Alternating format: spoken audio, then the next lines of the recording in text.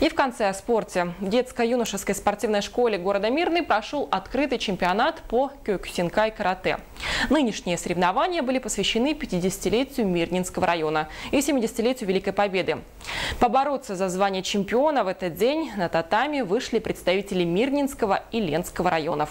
На чемпионате побывали наши коллеги из Алмазного края.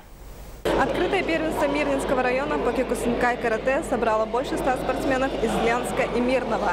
За первенство соревнований в 15 весовых категориях боролись спортсмены в возрасте от 7 до 19 лет.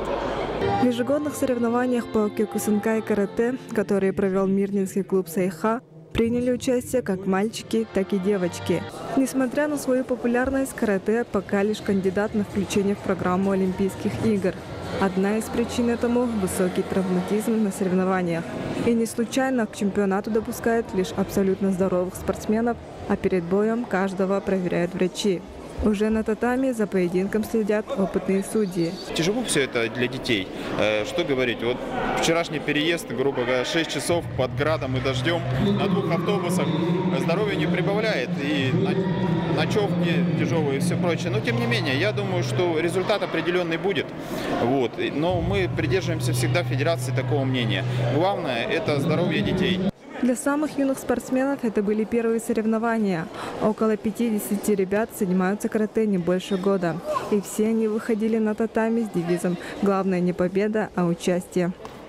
Я занимаю год, и я выбрал этот вид спорта, потому что он мне понравился, и я хочу достичь многого.